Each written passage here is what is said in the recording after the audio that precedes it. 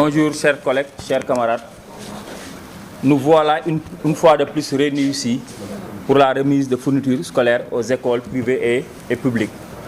Donc cette année aussi, nous prions pour une année scolaire apaisée, que tout puisse se passer très bien, que l'on puisse commencer l'année scolaire qui Bismillahir Rahmanir Rahim et terminer ça avec un Alhamdulillah Rabbil Alamin. Bonne santé à tous et bon courage à tous les enseignants. Donc nous allons d'abord commencer par donner la parole au directeur pour qu'il puisse placer un mot de bienvenue, présenter aussi la liste des fournitures après, donner aussi la dotation par école, donner aux représentants des écoles privées, M. Djouma, la parole, donner aussi la parole aux représentants de l'école publique, M. Aou, et aussi au président ou bien son représentant du CG de Guinaw Rail Nord, donner aussi la parole au maire et après procéder à la cérémonie de remise. Donc c'est ainsi que nous voudrions que l'activité se passe. Donc sans plus tarder, je vais donner la parole à M. Pam Malik Seck, directeur de l'école APIX Thiaroye Guinaw Rail. Assalamu alaikum mbolo bi ñu tàmbalee nuyu bi ci monsieur le maire de la commune de Guinaw Rail Nord, monsieur Valdiodio Ndiaye. Chers directeurs, chers collègues, chers représentants des établissements de la commune de Guinaw Rail, bienvenue à cette cérémonie. Nous ngi leen di dalal ku ci ne dalal bu gën a fort di commencer par remercier le maire de cette importante dotation à l'endroit de l'éducation, qui est un secteur, qui est l'un des secteurs les plus importants pour le développement de la commune. Merci monsieur le maire de nous avoir fait cette dotation à l'endroit de tout. Bienvenue à tous. Merci. Merci beaucoup monsieur le directeur. Donc on va d'abord commencer par la présentation des fournitures. Donc pour les fournitures, il y a 5000 cahiers de 100 pages, 3000 cahiers de 50 pages blanches, 25 caisses de craie lisse couleur, 50 caisses de rames de papier, une photocopieuse grand format numérique. Donc c'est ça la dotation, estimée à une valeur de 7 millions francs CFA. Donc c'est cette importante dotation-là. C'est cette importante dotation-là que le maire a mis à la disposition des écoles publiques et privées de Guinaw Rail, parce qu'il n'est animé parce qu'il est animé tout simplement de la réussite de ses enfants. Aujourd'hui, nous sommes à l'ère des enseignements-apprentissages. Donc il ne voudrait pas que les enfants de Guinaw Rail Nord soient en reste. Et sur ce, il exhorte tous les enseignants à plus de rigueur, à plus d'efforts et vous faire savoir qu'il est à vos côtés pour la réussite des enfants de Guinaw Rail. Et vous souhaite aussi une bonne année scolaire. Donc c'est ça. Donc la dotation aussi par école. Pour les écoles privées, chaque école privée aura 2 caisses de craie lisse blanche, une caisse de craie couleur, et un rame de papier. Donc ça sera pour les 14 écoles privées recensées dans la commune de Guinaw Rail Nord. Maintenant, pour l'école publique Thiaroye Guinaw Rail, ils auront 3000 cahiers de 100 pages, 3000 cahiers de 50 pages et 400 cahiers de 200 pages. Et 10 caisses de rames de papier. Plus que l'école publique Thiaroye Guinaw Rail et l'école mère, abritant aussi un très grand nombre d'élèves, donc on a jugé nécessaire d'y amener ce important dispositif. Maintenant aussi pour la case des tout-petits, sachant qu'avec les dessins,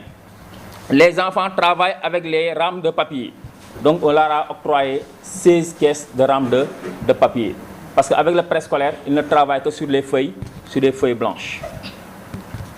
Donc cette photocopieuse-là, donc il y a des essais zonaux, il y a des essais départementaux. Donc les écoles privées aussi pourront en étroite collaboration avec l'école publique Thiaroye Guinaw Rail faire la démultiplication des copies. Donc, mais c'est un qui regroupe toutes les écoles publiques et privées de la commune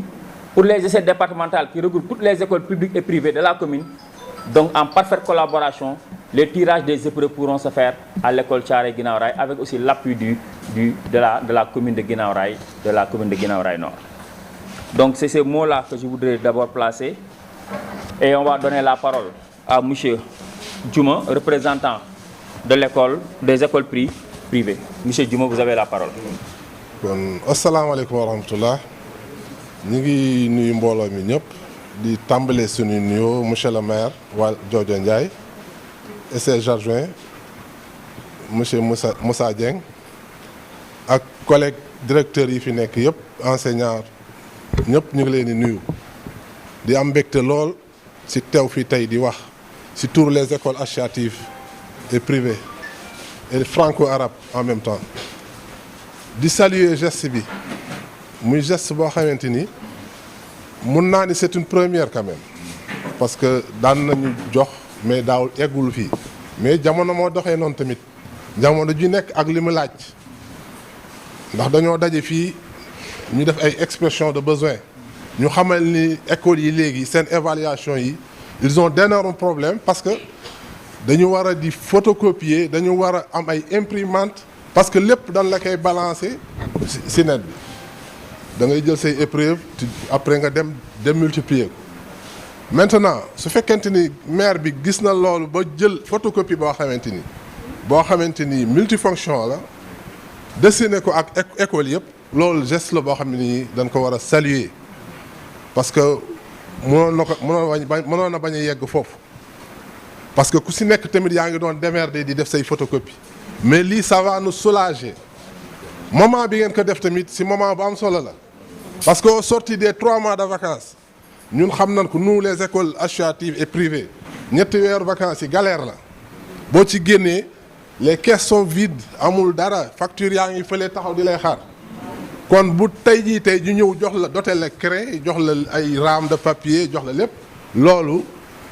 benn ouf de soulagement la pour ñun parce que loolu vraiment dinañu dimbale bu baax en tout cas bég nañu kontaan nañu lool te di leen souhaiter bonne continuation si yoon bi ngeen jël asalaamaaleykum wa rahmatullah merci beaucoup. maire mu yóbbaale ñi fi teew ñëpp rek directeurs yeeg adjoints yeeg ak ñeneen ñi fi teew ñëpp ñu ngi leen di nuyu di leen ziar di rafetlu aussi li nga xam ne monsieur le maire def na ko vraiment ñëw na à temps parce que moment bi ñëpp xam nañ ne parents d'élèves yi xew-xew yi fi jaar yëpp épuisé na leen poos yi vide na gàmm yeeg màggal yeeg korité yeeg ainsi de suite tegloo goo xamante ne boo naree ouverture nga nar a xottil say doom jëndal leen ay fourniture bu maire ñëwee jàpp si loolu vraiment mënuñu wax lu dul rek jërëjëf ñëw na à temps lii nag duñ nëgguleet parce que aussi daaw defoon nañ lu mel nii ren aussi ñëwaat na defaat na laalaat na fu gën a am solo parce que daaw bañ indee delluwaat nañ seen biir wax leen suñu doléance mais yaakaar naa ne tey fi ñu ñëw moo gën a kii muy machine bi docteur da ko wax léegi suñu doyen machine bi moom moo nekkoon problème ginnaaw raay laay wax parce que su ma nee Thiaroye Guinaw Rail yóbbaale na yëpp parce que école yëpp yi nekk Guinaw Rail Nord moom mooy école mère Guinaw Rail mooy école mère xew-xew yi am yëpp pratiquement fa lañ koy defee yàgg nañoo ñëw fii directeur di ñu dimbale moom xam na si dara kon bu lii ñëwee vraiment duñu mën a def lu soulagement lay nekk si ñun dañu koy dellu di la sant di gërëm di wax ne vraiment acte bi rafet na di ñaan borom bi gën a ñoŋal li des voilà lépp li nga xam ne mbébét nañ ko pour Guinaw Rail école yi Guinaw Rail ci boppam lépp yàlla na borom bi def lépp sotti incha allahu rabbi waaw yàlla na borom bi def mbébét yëpp gën a sotti gannaaw ba nu sant yàlla julli ci Yonent bi dañuy dolle sant yàlla di am ngërëm Olof Njaay nag moo ne wax tuuti liggéey lu bëri te yaakaar naa ne comité de gestion bi nga xam ne moo ne ci école bi ci ndigalu maire lañ fa demee te seen yéene mooy lépp loo xam ne école ba Dakar soxla wala école privée soxla ko buñ ko mébétee ñoom ñu yeggee ko maire mu seet la ko ca war mu def ko ca waaye lii day firndeel ne suñu yéene mooy fii ak 5 ans yi lépp lu ñu xalaat ne baax na ci Guinaw Rail ñu tax ko def taxawaay ba ca war lépp ci kàttanu yàlla te lii mën nañ jàpp ne duguleet ndax ki am yéene ba wut sa école bopp te doonoo maire am nga yaakaar ne boo demee ba dénk la loo xam ne da nga caa war a yaatal lépp kon di nga xeeb la nga naa def sa école di ko mën a defal école privée ak école boo xam ne mbooloo mee ko moom te defe naa loolu la firndeel tey ñuy dollee sant yàlla tey ñaan yàlla gën a boole gën ñoo may doole gën ñoo kattanal ba yéene ji ngeen am ci école yi ak yéene ji ci am yàlla mën koo yombal ba li ngeen ci bëgg mu am ndax defe naa li des bëreetul waaye lii dama jàpp nañ ko jàppee lancement ndax volonté bi mu am conviction bi mu am ak yéene ji mu am ci ginnaaw raay am naa yaakaar ne ci kàttanu yàlla bu ñu fi yàlla bayee ñu ànd ak Pastef am nañu yaakaar ne képp ku école privée amaana nga am sa photocopieuse bopp te mooy suñu yéene ndax xool nañ fi ginnaaw raay toll xool na néew doole yi nga xam ne moo fi am ci wàllu ñi nga xam ne ñoo njaboote waaye comme moom daa njaboote te ndey ji seex la li ko war mooy seet ñi nga xam ne ñoo néew doole mu am taxawaay ba tax di ko def kon monsieur le maire dañ lay gërëm te yal na yàlla xeeb dolli yéen ji nga am te bëgg ko ci ginnaaw raay yal na ko yàlla yombal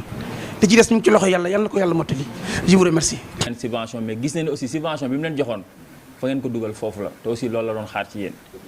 voilà loolu aussi nit su defee lu baax aussi dafay baax ci diggu nit ñi aussi ñu wax ko daal di koy teewal nataal ko bu baax a baax merci beaucoup on vous remercie. voilà donc aussi commission bi aussi éducation nga xam ne tey jii nii présidente mooy Ami Seck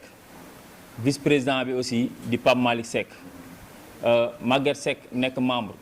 Janvier Thior Alpha Abou Dia Amadou Ndiaye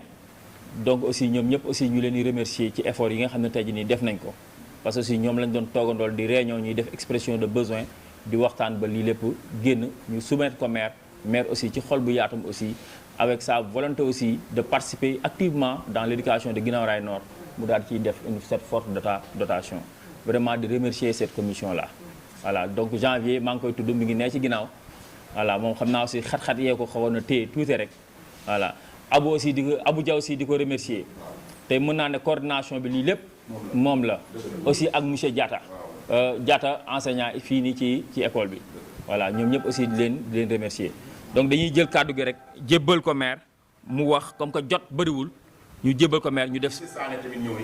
voilà monsieur Sané d'accord jébbal ko maire mu def cérémonie de remise bi après monsieur le maire vous avez la parole. M'excuser du retard parce que j'ai l'habitude de dire que je suis pris souvent entre deux feux, la commune et le marché central aux poissons. Donc je m'excuse auprès de vous pour ce léger retard. Chers et madame les adjoints au maire, monsieur le directeur, chers invités, à vos rangs, grades et titres, chers amis, chers délégués, chers étudiants,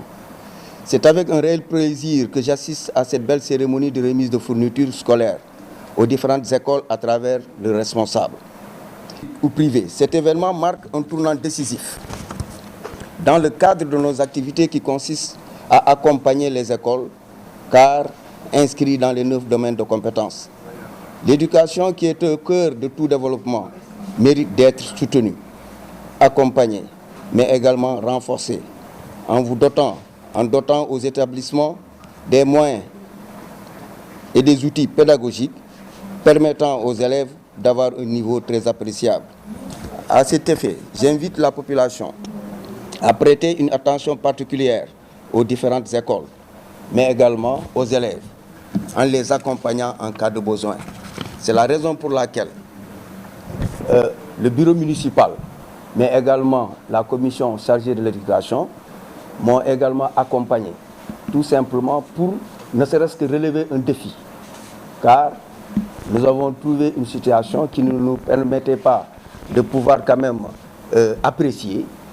C'est la raison pour laquelle j'ai demandé au bureau municipal et à la commission